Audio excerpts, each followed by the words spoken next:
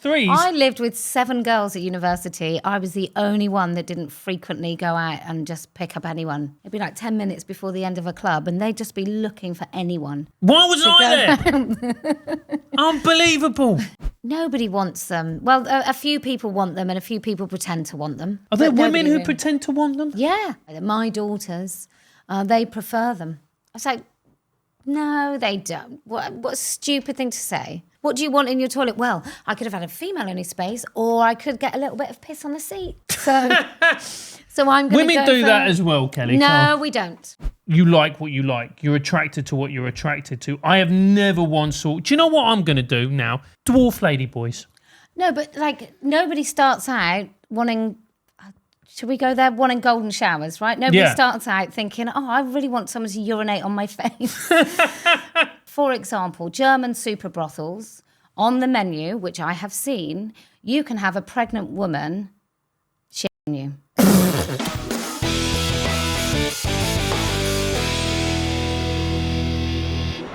Hello and welcome to Francis Foster Sorts Your Life Out, the show where I indeed sort your life out. Now, bear in mind, not a psychotherapist, therapist, physiotherapist, any of that, so you know that the advice you're going to get on the show is golden and you should incorporate it into every aspect of your life. We've got one of the best here to give advice, Kelly J. Keane. Welcome. Oh, thanks so much. Thank you. And are you one of those people that people go to for advice? Yeah, I am. Yes, of course I am. No, you do actually have that vibe to you. Well, I think they come to me to be told off.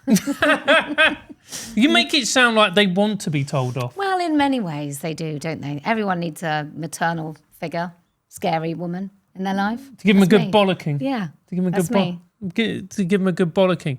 Yeah, I can imagine that. I imagine some men actually quite like it deep down. Oh, I think lots of men really like it. But yeah, I think people come to me if they want the truth. That's what they come for. Come if they want the truth. Yeah. And you give them the truth. Yeah, I do. It's often nice, but it will be that, do you want... Somebody asked me something the other day and I said, do you want me to be really honest? They went, yeah, and I went, are you sure? They said, yeah, and then I was. And I don't think they wanted all of it, but they got it. That's what they got. So, I mean, if you said to me, oh, do you want me to be really honest? I'd be like, can you just give me like, not the full fat version, can you just give me semi-skimmed, please? Yeah, well, sometimes, as long as you say it with genuine kindness, I think you can tell people the truth. Do you think? Yeah. Well, in this day and age, you think you can tell people the truth? Yeah. I think, like I said, I told someone the other day, and we're still friends. Well, she hasn't called, but I'm sure we're still friends. Oh, it was a woman that you told the truth? I did tell the truth to a woman, yeah. Wow. Yeah, no, that's much more tricky. Yeah. Oh, absolutely. Because with a man, it's kind of like, they'll be like, you know, but they'll take it. Yeah. I mean, what they then do is another matter entirely, but they will, but a woman, wow. Yeah, it was good. It was necessary, but it was, yeah. Is there a part of you that enjoys giving people some truth bullets? No, I just know that not many people will, and sometimes it's a kind and compassionate thing to do. If your mate was constantly going out with absolute morons and then going, oh, I don't know why, and you might go, well, maybe just don't have sex with them on the first date, and then you won't feel so lousy the next day when they don't call. Like, that would be quite good advice. Yeah, right? For a woman. Yeah. For a man, that just means he's a bit of a legend. Yeah, well, yeah, I did. I mean, years ago, we were in the back of a cab and someone said to me, how did you do it? How did you meet your husband? And she said, because I've slept with 200 men. I went, well, I think that might be the error. I said, because when they don't call you, if a woman goes to bed with a man and the next day he doesn't call, she feels bereft often. And women that say they don't, I think they're lying. And men, they just think they've swerved. They've had a good... They've swerved something, don't they? They think I got away with that. Do you know what? I'm going to be honest with you. Like, if you go to bed with a woman and it's a kind of a one night stand, and a lot of you don't feel good about it. No, but it might take a man until he's like 35 to realise. You know, if I think a lot of young men do think it's it's great. That's what I think. It's not even great in the moment. Is it not? No. Because most of the time it's kind of like you're doing it because you feel you should. Okay. And then, well, you know, when you finish, you're like, but we didn't have much in common at the start. And then like, what am I going to say now? Oh, all right. Thanks so much. yeah, it is literally that. It's literally that. It's, I don't know. No, she slept with 200 men. I think she was about 30 at the time. And she'd slept with 200 men. 200? What was she like? Was she? She was curvy. Okay, I can see. She was curvy. And I just said, you're not going to get, your self-esteem is not going to be improved by doing what you're doing. And I believe in this stages of love. So often women with really low self-esteem, they go to, say, stages of love are 1 to 4. Okay, yeah. Right? A woman with low self-esteem will go straight to 3. And men who want to, I don't think they do it on purpose, but certain men will pick up on who those instant 3s are. Yeah. And that those women will give more and they'll be vulnerable. And so she was obviously an instant 3. Wow. Yeah. There's quite a lot of women like that. Really? Yeah, instant 3s, yeah. Instant 3s? I lived with 7 girls at university. I was the only one that didn't frequently go out and just pick up anyone by the end of the night. Like some of my friends, some of the girls I lived with, it'd be like 10 minutes before the end of a club and they'd just be looking for anyone. Why wasn't I there? Unbelievable. Unbelievable. I was the one who got the girlfriend and was just in a relationship for years. Never did. Yeah, but I bet you had much more fun. I don't know. Some of those instant 3s sound like fun. Did the instant 3s have fun? No, because then they'd wake up the next day. I mean, they would go to blokes' houses as well, who they didn't know, and I just but no, they would then like, he hasn't called. Like, no, I mean they would have said text, but I think it's before everyone had a mobile phone. So they were like, oh, he hasn't called. He hasn't paged me. Yeah, he hasn't sent a fax. So yeah, and really, and they because they thought that would be. But then you know what? A friend of mine actually went on a Hinge date, slept with the girl on the first date, and they're now getting married. Well, look, so there's the exception to the rule. yeah, I take it. And yeah. I mean, I guess you sometimes get lucky. I moved in with my husband after meeting him within 2 weeks. Whoa. Yeah. We've been together this weekend, it'll be 27 years. Wow. Did you just know? Yeah. I knew before I met him. I saw a photo of him. I started working somewhere and he was on holiday and I was like, ooh, he's nice. And then he thought I was a show-off. And so he ignored me. And that just lit the fire even more. Yeah, because I'd been on Blind Date in the 90s. You were on Blind Date? I was on Blind Date, yeah, and I was the picker. You were the picker on Blind Date? Yeah. Jackie, this is how you know that you're dealing with a top-level lady here. Picker on Blind Date? Yeah. You weren't even... Amanda Holden was one of the 3. I know, but I had 3 Garys. That's who I'd... Yeah. The 90s was a beautiful time. Yeah. And he was a stripper, one of them I didn't pick. He was a stripper. The one that I did pick, we went to Euro Disney, as it was then. Euro Disney in France. Classy. Yeah.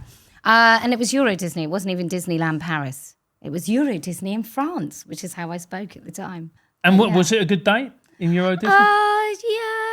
Yeah. He was an idiot. Can we swear on this? Yeah, you can absolutely. He was a prick. He was a full-on, we went to I'd never stayed in a nice hotel. All right. And so we went to the Sheraton Skyline, which at that point, I think it was 4-star. I think at that point, that was the nicest place I'd ever been. Did it have a buffet? I don't think we stayed there that long. Oh, and we nearly missed the flight the next day because I was so tired. But he took loads and loads of sweets off the kind of check-in desk because they were free. Oh, he's one of them. Yeah. But it was fun. And meeting Cilla Black was pretty amazing. But anyway, so that was when I started at the sales company, that was my thing where they said, oh, what was interesting about you? And I was like, I was on Blind Date. So because he heard that, and it was a predominantly male office, there were like 2 or 3 women that worked there, and I was brilliant at my job. I had the sales record for 6 years after I left that company for the biggest deal. It's brilliant. And modest. Obviously. Yeah, absolutely. Yeah, really modest. Yeah. So that was my story. And then he heard that I was really full of myself. So he ignored me. There you go. Lads, treat them mean, keep them, was going to say Kelly J. Keane. I'm not going to say that. You can say that. But anyway, I didn't realise you'd done Blind Date. Actually, let's just talk about it. What was SYLO like? Oh, she was brilliant, but very professional. Doesn't meet you beforehand and then acts like your best mate on TV, and then that's it. So yeah, no, but I think they probably filmed like 3 or 4 a day, and there was an old couple who'd been on a date as well, and he was like, "Oh, I don't think I've got much lead left in me pencil." It was that sort of, Lovely. 22 million people watched, because that was the time where you were. There was only one channel, all black and white, but I think there was only 4 channels. So that was when, what was it, 1993? So you would get ready. Yeah. You'd watch a bit of Blind Date, do some home drinking, and then go out. Yeah, that was it. Those were the days. Yeah, bit of Gladiator. Bit of Gladiator. I remember Gladiators. I used to watch that. John Fashional, Ulrika Johnson. Oh, yeah. I was about 10, 11 years old. I remember watching Ulrika Johnson going, I feel things. This is quite unusual. Yeah, have you seen her now? Yeah, I have. Yeah. It happens to us all. Yeah, me a bit rapidly, actually. I better not say anything. She was, for a certain generation of gentlemen, Ulrika Johnson, I'll be honest with you, I was more of a Melanie Sykes type of man. Oh. Do you remember Melanie Sykes? Yeah. Do you want a flake in that, love? Do you want a flake in that, love? Yeah. What else was in that? There was something, trolleys. Didn't you call trousers trolleys? What Melanie did? You're going to put your trolleys on? Yeah. Something like that. She was gorgeous. And she got done did she get done for domestic abuse? Yeah, she did, which made me like her even more, to be honest. I like a woman with fire in her belly. That must have been quite serious. Do you reckon? Well, to go to court. Although it's a woman on man thing, so maybe there's something in that. Yeah, I think so. Anyway, Melanie, if you're watching, I know you are. Still time. Still time. Anyway, first question. Dear Francis, a friend of mine says she won't date men who call themselves feminists because they're always the worst ones. Is that cynicism or just bitter experience? Sensible. I think whatever, that's sensible. Who wants to date a man that says they're a feminist?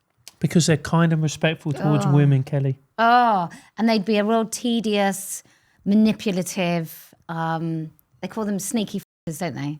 That's the sneaky f***er syndrome, where a man kind of adopts a woman's behaviour. I don't mean the whole trans thing, but a woman's kind of behaviours in order to have sex with women. So that's them. Have you ever seen Douglas Murray talk about the cuttlefish? No. So the female cuttlefish basically swim in a group, and the male cuttlefish, and then around the females, there's a group of men who protect the male cuttlefish, and then the male cuttlefish who aren't part of the protectors and get to mate with the females are like, do you know what they do in order to access that? Do they change into females? No, they just pretend to be females, and then they just swim right through, and then boom. Well, I think Gad Sad talks about it as well. With I think there's some lions that do that, like not the kind of the leaders of the pack lions, pride, not the leaders of the pride, but the other ones. They'll do the adopting sort of more female to get some. To get some. Do you remember that Benedict Cumberbatch picture of this is what a male feminist looks like, and he was doing that with a t-shirt? No, and it was quite a lot of those, aren't there? Oh. Yeah, but they're all. I just quite like a bloke. That is one of the things that I experienced on the 13th of September.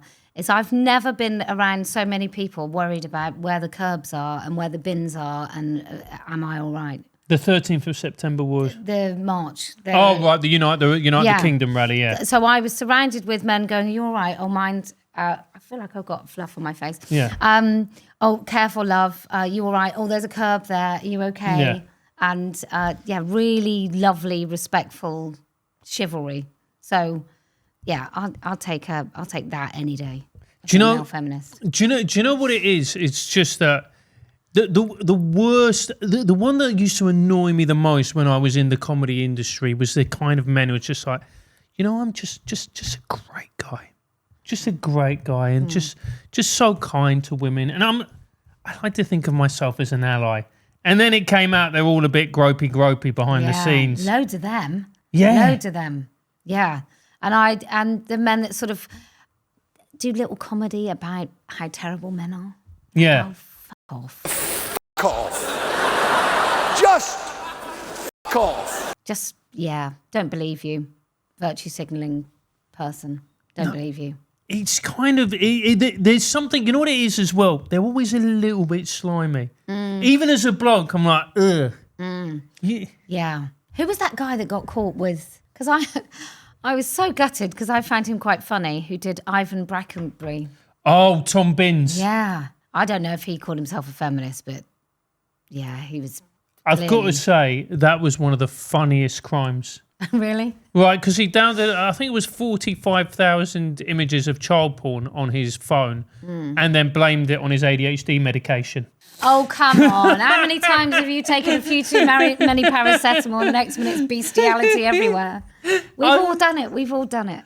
I thought it was hilarious. It's just like, it got to the point where it seemed like the moment someone got caught for being a nonce or a pervert, they're like, I'm autistic. Yeah. So it's like, if you're autistic now, everyone's like, right, I wonder how long it will be before we find some nonce porn on your phone. Or you can come out as gay as well. That's quite a good one. Yeah. That's quite a good one because then you're homophobic if you criticise them doing really, really bad things. The Schofield defence. Schofield defence. Although I love Philip, and I'll tell you why, because he did. Philip is kind of our Shakespeare, in that he created one of the most beautiful sentences in the English language. Go on.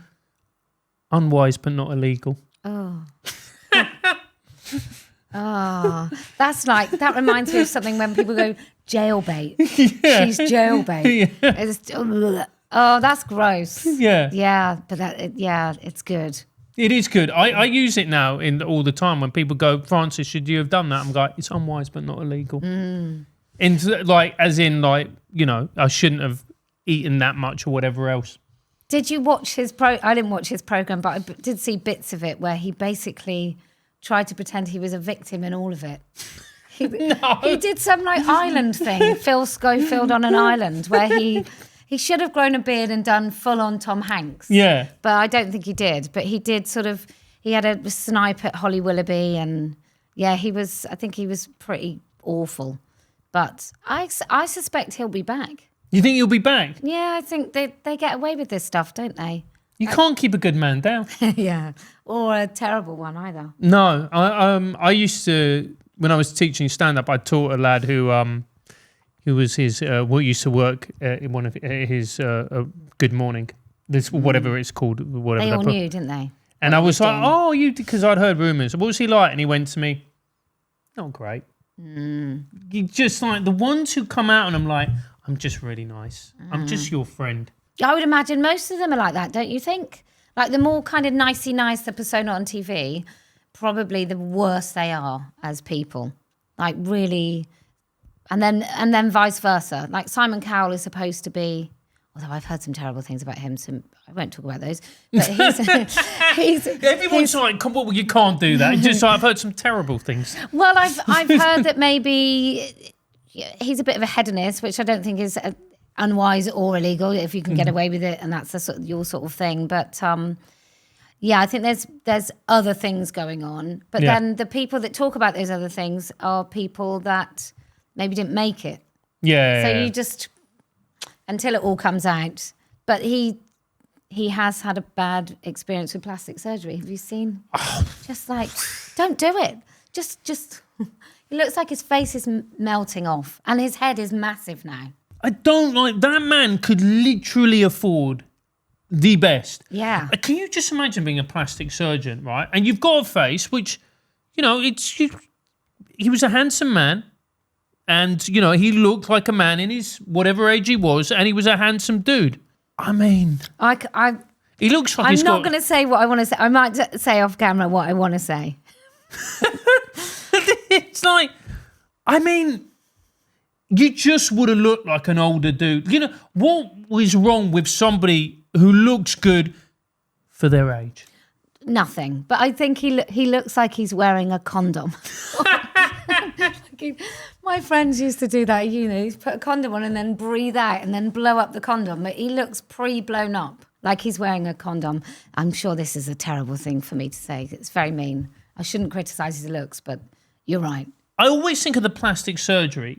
Like if you do it, you could be the best barber in the world, the best hairdresser in the world, the best tattoo artist, whatever it may be. You're a human being. Occasionally, you're going to make an arse of it. And there must have been a point where they're just unwrapping it, you know, like the Joker, and it just comes out, and they're like,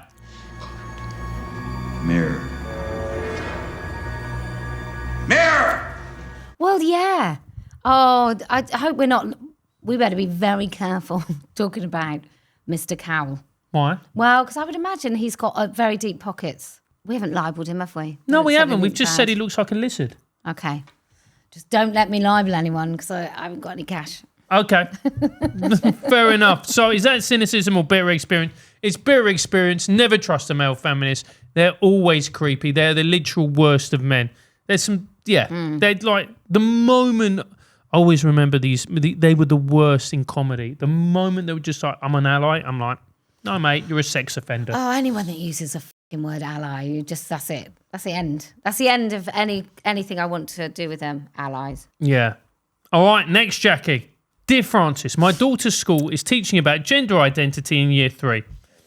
I don't mind the principal, but I don't think she understands what's being asked of her. Am I overprotective, or are we asking too much of kids too soon? Do I have to answer that either or? Because I think actually there's you give them truth. The third thing is, what are you on about? You don't mind the principle of learning about that in year 3. Year 3 is 7 or 8 years old. No.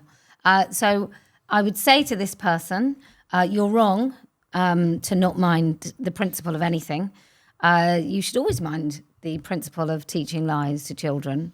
And no, you're not being protective enough. Yeah. So I'd say third way there. Yeah. No, I agree. I mean, I will push back on the you shouldn't teach kids lies. I mean, we do teach kids lies, and sometimes the lies are good. Like? It's never good to lie. Sometimes it is f***ing good to lie. Do we teach that though? It's never good to lie. Well, I'd probably teach that to my children. Yeah. Yeah, don't lie, because actually that's going to be worse than whatever it is that you should be admitting. Yeah. Like when they're little. Yeah, but sometimes we've all told the truth and then it's gone deeply wrong. No. I don't know. Well, I don't think so. Not wrong. I mean, unforeseen consequences, shall we just say? I don't know. I don't know if I can agree about that we've all. Maybe you have. Yes, I have. I have said things where I'm like, yeah. But no, I do agree with the gender identity thing. I think thanks to you and a lot of people like yourself, we've actually pushed back on a lot of this nonsense. Just me, really. Just you. Me, yeah. Just yeah. you. On my own. On your own. On your own. But we are in a much better. We're not there's still complete nonsense being spouted, but we are in a much better place, aren't we? We're in a place where the most important court in the land said, no, you're all right. Of course, a woman doesn't mean a bloke. So we're better off there. But I think it's also revealed how deeply entrenched this is, like in the most important places throughout the civil service, for example. It's absolutely 100% captured. Do you know what is terrifying? The civil service is obviously awful, but expected. I was in the Francis Crick Institute. You know the Francis Crick Institute? It's the number one, or it's basically in the top 3 genetic institutes for study of genetics in the world. Right. There's a trans flag hanging in there. I'm like, come on, boys, and it is boys. I'm like, What is that? Pick a side. Pick a side. Which one do you want to be? Where do you want to be? But all the doctors do it. They all do it, don't they? So many places where you go, well, it won't be there. It's there. It's everywhere. Do you know what I find really interesting is gender neutral toilets and how much. I'd be honest with you, I don't like it. I don't like it because I think there should be a little bit of mystique between men and women. Right. They're genuinely. And also, I'm a big bloke. I'm 6 foot. I'm whatever stone I am. I don't think my presence is wanted in that place. I present a very real physical threat to women. Yes. Just the sheer size of me. I'm a real man, Kelly. But exactly. But every woman I've spoken to has said they hate them. Yeah, well, men smell differently even than women. Like, just everything about it is different. And also what I think I went and she says ambushed. I just say ask questions to a local councillor. She's the deputy head of the council. They happen to be Lib Dem, so they are. Of course. You know, there's lots of words for them, but stupid would be a kind one. And I just asked her some questions, and I said about unisex spaces and how they're just not as safe for women. And she was like, oh, lots of people I know like them. I was like, well, I don't believe you. I don't think that's true. Anyway, I'd put it on YouTube if anyone wants to find it. But what we have in a women-only space is you have a door, then you have a space, then you have another door. So between you and the bloke walking past, the two doors. That's what we like about a female-only toilet. And also when you have unisex, it could be the case that I was in there with like 4 men like you. Would be a kind of possible. So I think that's why we don't like unisex spaces, and a lot of men don't like them. They just want to go to the toilet in a male space. Yeah, it just there is something deeply uncomfortable about coming out of the cubicle at the same time as a woman, and then you're just there washing your hands in the. Which is also illegal. That's an illegal facility. What do you mean it's illegal? So you can have a unisex facility as long as it's fully lockable and you can go to the toilet and wash and dry your hands in that facility. No one does that though. No, but that's the legal. Otherwise, it has to be male and female. If it's a publicly, unless it's only one toilet. But even then, it has to be fully lockable with the sink and the way to dry yourself inside. Do you know what it is as well? I've got a belief in this. I think it's just a way to cut costs. Yeah, although our council, there's a very active trans activist in there, and apparently what he's trying to do is get unisex put everywhere. Like, he's so annoyed that a woman might actually have a female-only space that he can't come in, that he's going to try and take them all away. I don't life is very short. It's fleeting. Every moment is precious. This is all we have. Maybe if you're religious, you believe in an afterlife, fair enough. But the reality is, for all what we know, this is it. And you're going to spend your time. That's going to be your Martin Luther King moment when you look in the eyes of your maker. What did you do, Terry? I made sure that all the toilets were gender neutral. Is that your legacy? Well, yeah, because he's driven by fetish. So yeah, he. I would imagine that's on his mind all the time. How can I get these women, these pesky bastards trying to keep me out? That'll teach you. It just makes you, and I'm not a woman. I don't speak for women. As a bloke, it's just not. I don't like it. No. Well, I met a little old man in a station, Southampton, I think it was. And he was really upset when he went to go to the loo, and I could see, and then he just ended up not going to the loo because he felt so uncomfortable that where he was heading, women were heading too. You know, it's nobody wants them. Well, a few people want them, and a few people pretend to want them. Are there women who pretend to want them? Yeah. This woman goes, oh, my daughters. I thought, yeah, that's not true either. My daughters, they prefer them. I was like, no, they don't. What a stupid thing to say. What a stupid thing to say. Of course, nobody... What do you want in your toilet? Well, I could have had a female-only space, or I could get a little bit of piss on the seat. So I'm going to Women do that as well, Kelly. No, we don't. We don't even... We barely even go to the toilet.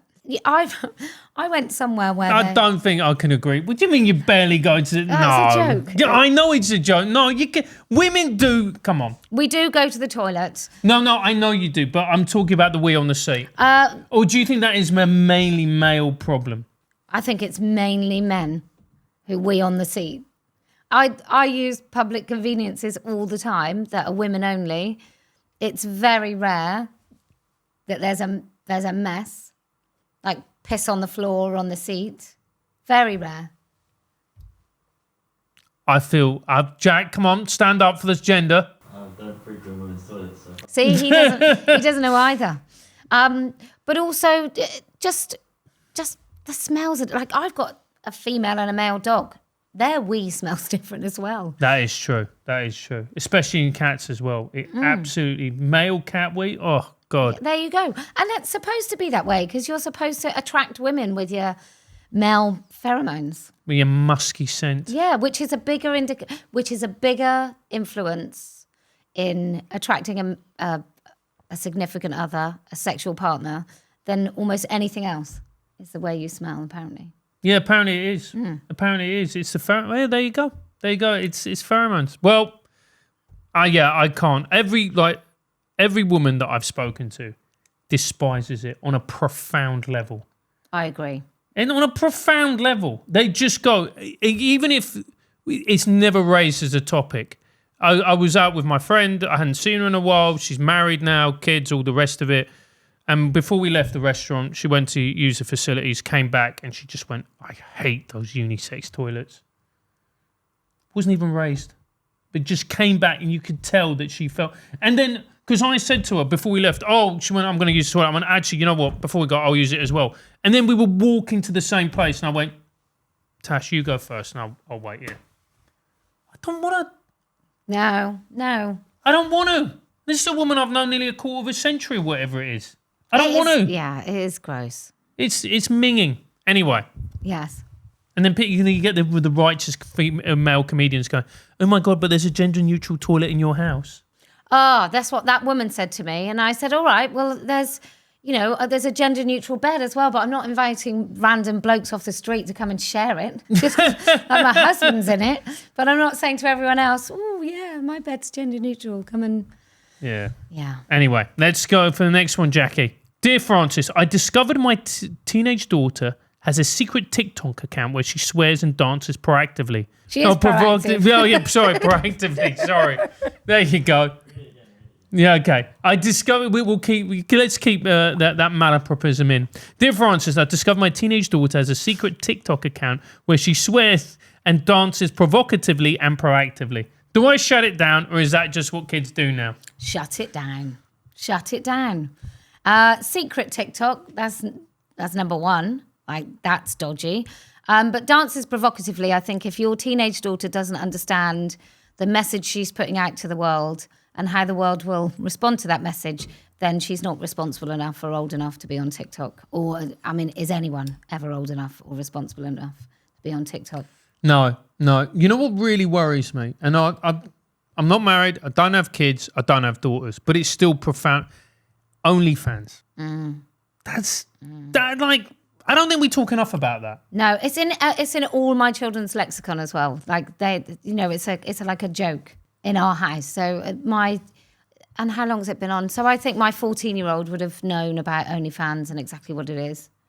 You know, he's 16 now, but yeah, really scary. You know, and then you've got content people pushing, interviewing these women.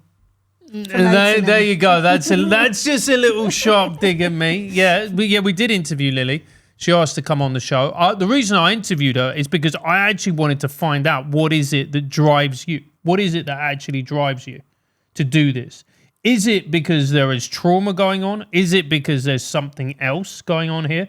Is it because I don't think I'd ever want to interview another one because I don't want to interview Bonnie Blue because I think Bonnie's a psychopath. Yeah, I do too. I think, yeah, especially they both did the barely legal, go around to universities and stuff. And yeah, disgusting.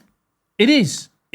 Did you think you learned anything? I know this is off topic, but do you think actually at the end of it you had more of an insight, or do you just think she watched porn really young? I think that rewired her brain. I think it's very, very easy to get your brain rewired, which is why Pornhub and stuff suggests trans and gay porn to men looking for straight content. Do you know, this is so interesting, and this is purely anecdotal. I've been going back into comedy clubs, doing sets and doing stand-up again and blah, blah, blah, and to the few clubs that will have me. The number of male comedians doing stuff about trans porn, like, and watching it, I'm going... Yeah, well, Pornhub admitted that they put that... Now, I haven't frequented Pornhub, but I would imagine it's the whole thing is a bit like YouTube, that you watch something and then it suggests something. Yeah. Right? So then they admit that they suggest gay and trans Why? porn. Well, because they want to drive you further into content, I suppose. No, but that's kind of not how sexuality works. Wow, isn't it? Like, so, I mean, we can only talk about, like, I like what I like, and I have an addictive personality, so I've cut all of that stuff out because you don't want to. It's what it does. It's like cocaine. It's just, you get a hit and then you get the hit and you get the hit and you get the hit and your next hit. But from what I can see is you like what you like. You're attracted to what you're attracted to. I have never once thought, do you know what I'm going to do now? Dwarf lady boys. No, but like nobody starts out wanting, should we go there? Wanting golden showers, right? Nobody starts out thinking, oh, I really want someone to urinate on my face. But you still gradually step towards that. Now, maybe you have to have a propensity for that sort of thing in the first place. Yeah, I think you do. But maybe you're not going to explore it. For example, German super brothels, on the menu, which I have seen, you can have a pregnant woman shitting you.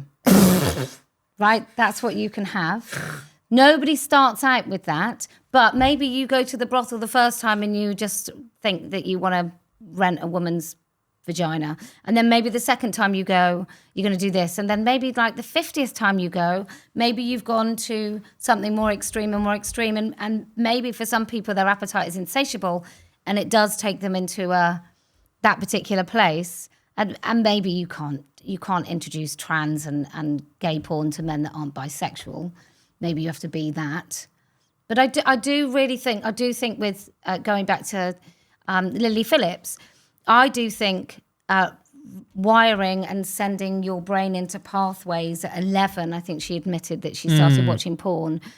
I think that's led her to where she is. And I would suggest that any of these women don't ever really genuinely have a truly connectable kind of a connection, intimate, which is the most pleasurable sex. I would suggest that they're not capable of that at all. So it's always a performance for them. You know, there was a moment, I honestly saw Lily as a tragic figure. Right.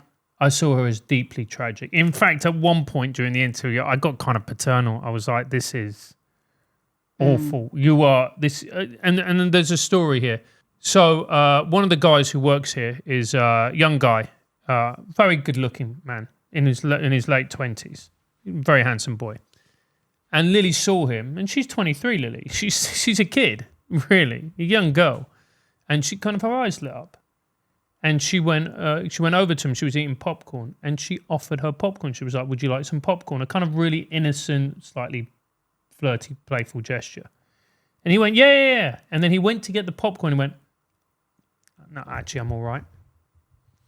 That's the thing with that. It's like you were giving, we talk about the marriage and the long-term relationships. That's the obvious stuff, like that's going to be impacted. You don't talk about the other stuff. Like people won't even want to share their popcorn with you. That's the price that you're paying for the choices that you are making. I mean, I find her disgusting. It's good that you're not judgmental, Kelly. Well, I do. I just do. Why do you find it disgusting? Do you not have empathy for the fact that she's so young and you're thinking this is somebody who is making choices that actually, because they're so young, I can tell you're gonna push back, she's making bad choices? I think once you go to a point where you're harming others, which I think that both her and all the other content makers like her. Is it because do you think all OnlyFans girls are harming others? Or is it just? Yeah, I don't think you can, something that important, I think when we put it into like a trade, an exchange, I just think it's really dangerous for society as a whole. The whole OnlyFans thing, porn in general, is just harmful. So I think anybody in it, and look, she may admit in 20 years' time that she was a victim of it all. She might not even make it to 20 years' time. Like, the realization may come. And obviously I'd feel for her then. But right now, I think the two of those women who've pushed themselves, who basically pretend to other girls that that it's good. Like, we don't know how many girls have gone into porn because of those two women. And the promise of like your Ferrari and your millions, I think that's a lie that they sell. And they're the same as porn stars who used to do 150 men, like men lined up with fluffers and everything. They're the same. They're no different. They just have a different medium. What would you make of the argument, which is the argument that Andrew Tate made to Bonnie Blue when they did a podcast? Two wonderful human beings. Can we just say two of the very best? Two of the very best. I think we can all agree, Kelly. Role models. Role models. Yeah, role models amazing. To both genders. yeah. Splendid. Feel warm now. Yeah, you do. So you should. That's the feeling I get whenever National I see pride. Andrew's wonderful little face. Andrew's argument is, and it's that this is simply the natural end stage of feminism, is Bonnie Blue. Oh, I think it's I'd feminism. What choice? Feminism has never, like, I'm not a feminist, but to defend feminism, it's never truly been about an individual woman's choice. That's not what feminism is. It's about the liberation of women from the patriarchy. Now, I don't know if we could have a better example of the patriarchy and male dominance than porn. So no, I think he's wrong. That man could say that brick walls are sturdy, and I would disagree. Yeah, but let's divorce the argument from Andrew, and let's try and steel man the argument, because Andrew's argument is essentially, when you say that there is no difference between men and women, which is what fifth wave feminism does. Fifth wave. Yeah, okay. Which is, there's no difference between the genders. It's all a social construct, and women can be as extreme as they want, like a man would be, untethered, completely untethered from, having to deal with women or whatever it is. Then this is the natural end game. But I think that would be quite mythical, that something that may ultimately make some venture capitalists in California a shit ton of cash is really a woman's free choice, or is good for women. It's not good for her on an individual level, and it's not good for women in general, and it's not good for society. I can't quite get to a point where we say, well, you wanted the vote, so now you're going to have to get f***ed by 100 men in a day. So no, I think that's wrong. However, I do think there are fundamental flaws in the thinking that men and women are the same. And I think second wave even did that. We had this idea that in order to be equal with men, we had to be the same as men. Well, we're not. No. I don't believe in blank slate either. I think we're born almost fully formed, with exactly who we're going to be. And then we just need the right circumstances to maybe get there. That is kind of true. That is, I mean, when it comes to the kids especially, look, you need to bring kids up and you need to help guide them, whatever else, but their personalities come out as is. Like, you see it when you teach. One of my children, wonderful, very stubborn, really stubborn, which is, if it's channeled in the right direction, he's going to be a genius. He'll rule the world. Yeah. But as a baby, if he didn't like something, he'd shut his eyes and he'd do that. Well, that's kind of him now, except he's a lot older and he doesn't shut his eyes. But he can totally just ignore you. Really? And that's like pre-language. You'd say, come on then, you need to go in the push. Right, you're going to get in the push down. You go. So yeah, he's amazing. There you go. Okay, here we go. Dear Francis, a mate of mine said he'd never date a woman who earns more than him. I called him insecure. He says it's just preference. Is that sexism or honesty? I think it's honesty. I think a lot of men wouldn't want to date a woman with more money. Why? Well, I think it introduces a power dynamic. I think also, to go full on MRA, I think women are attracted to men that can provide. Now, it doesn't necessarily always mean more money, but you might, like, if you were in comedy, you'd want to go out. If I was a comedian, I'd want to go out with the funniest man in the room, right? Doesn't necessarily mean he makes the most money, though. No, but it does mean that he might have the potential to make the most money. Yeah. Unfortunately, in comedy, sometimes the funniest people won't get there because they're the most insane and self-destructive and whatever else and drug-addled. But they're brilliant. I know a very funny man that should be much more famous. I'm sure we both know him. Well, Yes. We'll talk about him after. Yeah. I don't think, I wouldn't be attracted to a man that earned less than me either. And I was quite successful. Here's the thing though, Kelly. What happens if when you met him, he earned more, and then it went boop, and you earned more than him? What would happen then? Well, depends how big the house was. No, that would be different. But I do think there's a thing about, there's a testosterone thing as well, isn't there? Like there's a tipping point where it's too much. Yes. But there is a correlation between attractiveness and testosterone levels. Anyway, we're getting to that. I don't think it's sexist. I do think it's honest. It might be both. It might be both sexist and honest. But what does a woman who's earning more, depends on, if you're earning $1 million and she's earning 1.2, that's different. If you're earning like 13 grand and she's earning 1.2 million, that's quite a difference, isn't it? Yeah, and the challenge comes for women, particularly now when they become more and more successful in the workplace. Like you said, they want someone who's on their level. Yeah. And it's like... Yeah.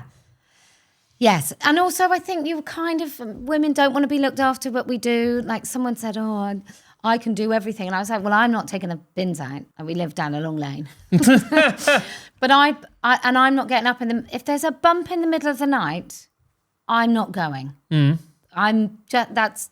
if my husband ever even suggested, why don't you go? I'll be like, I'll get the divorce papers while I'm down there. Yeah, that is true. It's why it's so interesting. It's why, like, you see female fighters, even the ones who are very attractive, they always go out with male fighters. Yeah. You couldn't, if you're a female fighter, you wouldn't date me. That'd be ridiculous. Yeah, I don't know. It is sexist, but we are kind of two different sexes, aren't we? Yeah. So some things are going to be... Yeah, you couldn't go out with your missus and she'd be able to batter you. Yeah. Come on. Yeah. You just feel wrong. I'll put the bins out. I mean, or maybe you like that. I don't know. But anyway, Kelly, it's been an absolute pleasure. Thank you so much for coming on the show. If people want to find out about your work, who you are, what you do, what's the best place to find you? Twitter, X, at The Posie Parker, or Kelly J. Keane YouTube channel. I probably should get the same name. Yeah, you probably should. But guys, thank you so much for watching and listening. Make sure to like and subscribe. If you like it, please make sure to tell someone. If you don't, shut your face. I'm always doing shows. 9th of October is the latest one with Josh Harry. Coming to that. We can watch some comedy. All right. Thank you very much. Adios.